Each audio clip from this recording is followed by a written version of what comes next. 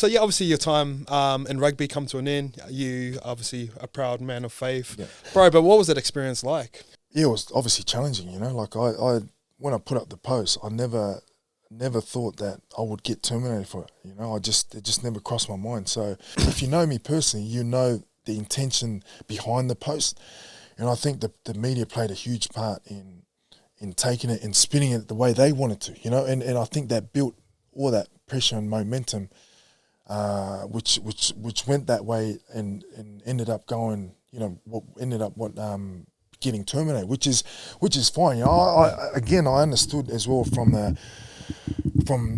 Rugby Australia's point of view, from an organisational point of view, but I think we could have understood each other a bit more, if we just spoke a lot more in depth around understanding each other. And because they would have got a lot of public pressure and just right, exactly. Let's cut ties. Yeah, exactly. And I've got a lot of family members that are gay, and this is like, and I still love them the same. It's not it. It's obviously comes from a point of view of faith, and I believe in the Bible and what that truly says. Which is why I stand by that, But in terms of hate or anything towards the LGBTQ community, I actually don't. Like my intention from my heart is to wanna spread that in love based on what I believe in from what the Bible says. So I think there was a lot of pressure from the sponsors at the time, and which is why they made that decision. Which is, when I look back again, I understand from a business point of view and organisation point of view that they had to make that decision. So in the end, like I said, I believe, I'm a firm believer in God controlling all things, and so it was out of my hands. It was out of my the outcome was not in my control, which gave me a lot of peace and understanding during that time because I could rest on knowing that I'm not in control of the outcome. So there's a higher being that's driving the car, and I'm just there. I trust him, and I'm gonna follow that lead. Did were you like that the whole time, or was there moments where, like, because the way I look at it, and I'm probably a little bit more petty, I'd be going, well, this guy's done this, and he's allowed back in the game, and this guy's touched a woman, and he can come back in the game, or this guy's done GBH. You've just expressed a belief through a social media post that was 1/8 of, like, you know what I mean? Like, that's, I don't know, I'm... Obviously, we're two very different people, but that's what my argument would be. Exactly, bro. And bro, you see it like I said to you earlier before we jumped on here. Like, my wife and I started the podcast, and we had one of my teammates on the first episode, actually, Samu Karevi, and we spoke about, we unpacked a lot of this stuff, and we wanted to ask him from his point of view, because at the time he was the captain of the Reds, and he brought that up. He brought the point up you just mentioned, like, about guys.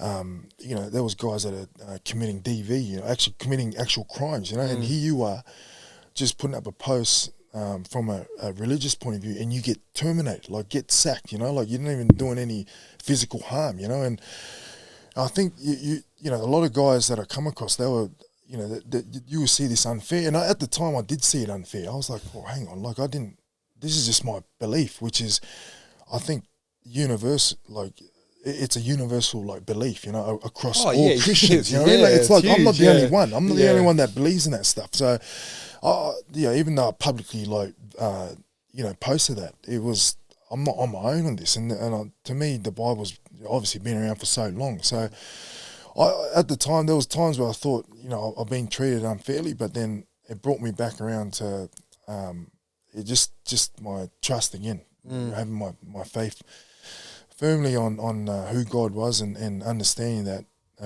He's in control of those things, So I can look back now and confidently say that I'm glad I went through it, bro. Like, I wouldn't change it again. If I went back in that time again and could change certain things, I wouldn't. It just the growth that I've gotten from it as a person, it's bro, worth it. Like, it's worth it big time, bro. What was the hardest part during that time? And, like, the hardest part was, like, because I got offered a couple of times to take that post down, and then they weren't going to terminate my contract. And that the hardest part was was falling, almost, being tempted to just like, oh yeah, I'll do that then. You know what I mean? Would you have to issue like a public apology off the back of that too? Yeah. So part of the deal was issue apology and obviously say sorry and do all that sort of stuff. But I thought about it deeply, and I was like, no, this is important to me, very important to me. It's actually the most important thing to me. I'm not going to back down. Question: if someone posted that exact same post right now, do you reckon they'd get the same consequence for that? Personally, I don't think so. Yeah, no, I don't think so I too. don't think so. Because I think you were at just the exact. It was good timing for you, but the exact wrong time or right time for like that woke culture. Yes, that timing of it, and that was all. And that was during that time. A lot of that stuff was happening. You got that. Let's cancel. Yeah. So you got that. You got. Let's not understand. Let's just cancel. Yeah. Just and at that time, it was hot, like same-sex marriage and all that sort of stuff. You know, and I think in terms of that, it was the wrong timing in terms of that. But to me, like I said, but it was the right timing. You know, from a I guess a godly perspective.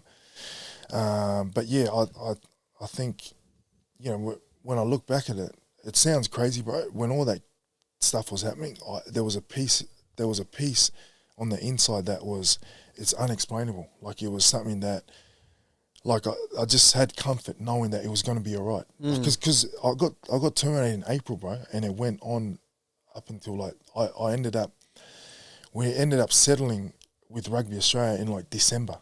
And it went on, like, it was in the media, like, the whole year, and I had to live with that. My wife had to live with that, my family and that. But it was just, there was a sense of peace about the whole thing that it was fine, it was always going to be good.